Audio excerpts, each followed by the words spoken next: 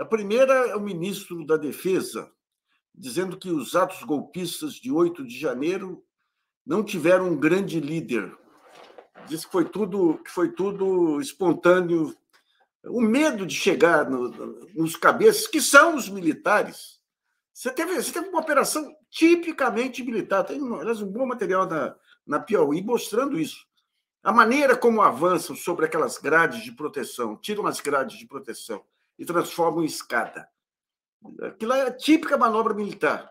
A maneira como eles avançam no palácio. 2 grupos. Vai um grupo na frente para a quebradeira e um grupo atrás, que são senhoras e tudo, para entregar água, entregar...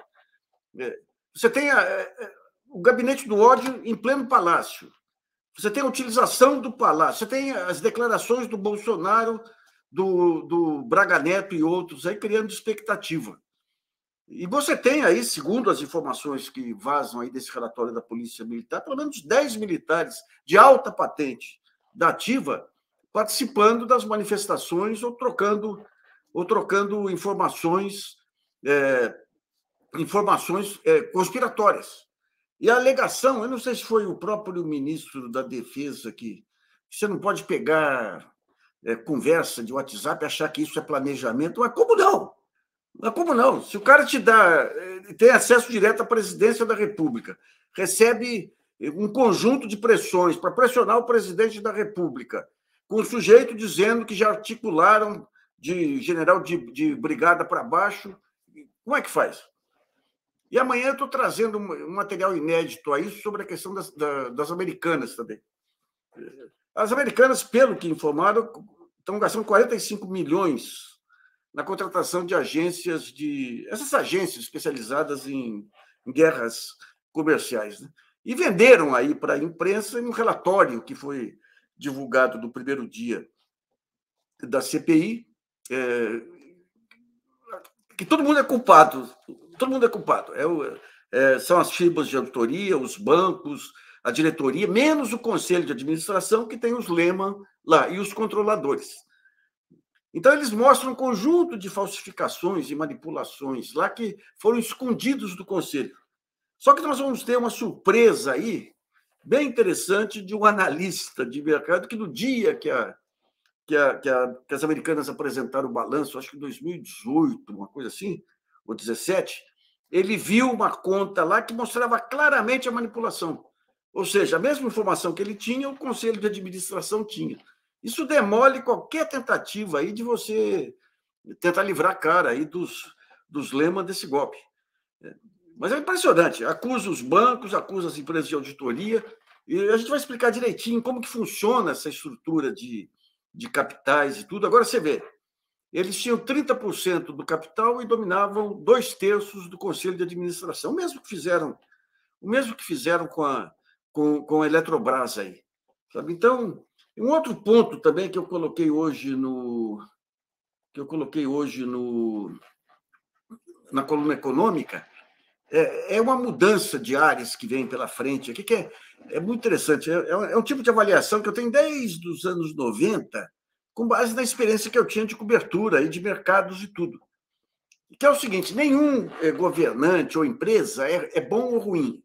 Eles são caros ou baratos. Em outras, vamos pegar para a empresa. Se uma empresa uma empresa média aí, todo mundo acha que essa empresa vai explodir, de repente percebe que não vai. Daí você tem um movimento de queda das ações, que é potencializado, porque a noticinha negativa contra a empresa entra na rebordosa até que ela despenca. Daí ela fica barata. É barato. O preço da ação em relação ao que ela pode render é barato. Daí começa uma reversão. Começa um processo aí de valorização das ações. O mesmo ocorre com governantes. Então, o que aconteceu? Começo do ano, uma expectativa negativa em relação ao Lula muito grande, muito grande. Até algum tempo atrás aqui. Você tinha projeções terroristas aí feitas pelo mercado, você tinha a imprensa inteirinha só em cima de bobagem. Aliás, o Estadão outro dia deu aí: Fernando Henrique faz aniversário e Lula não telefonou para ele. Depois tiveram que corrigir, porque telefonou também, mas se não tivesse telefonado, qual que é a relevância? A gravata que a Janja comprou para o Lula. Todas essas pequenas notinhas ridículas, elas criam um clima que ajuda a forçar a posição para um lado ou para o outro. O que está acontecendo?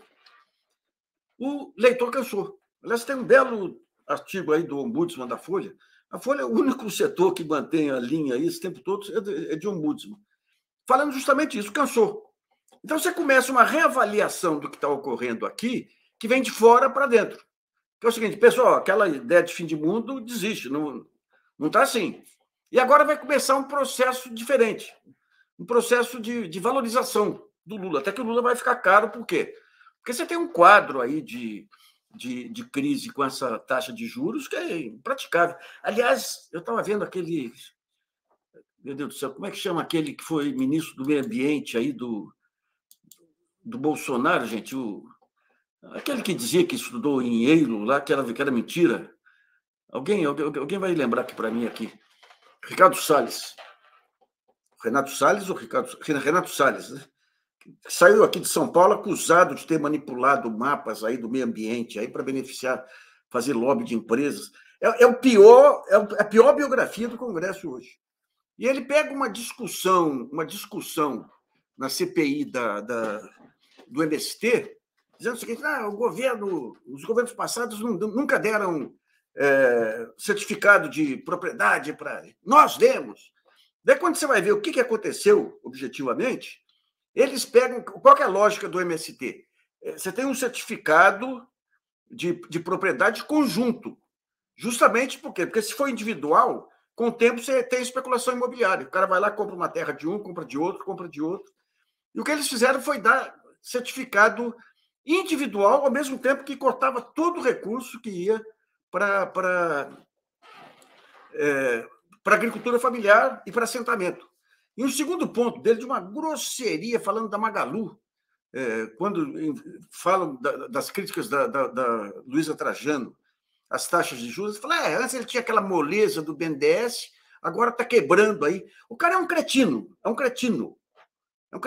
Essa taxa de juros que tem 40% ao ano para empresas, isso aí, nenhuma economia do mundo, isso é natural. A Magalu é uma das mais bem administradas, aí está enfrentando o mesmo problema que outras, a Renner está enfrentando, todas estão enfrentando, por conta de um crédito que se mantém assim por boicote do Roberto Campos Neto. Então, esse sujeito, ele merecia...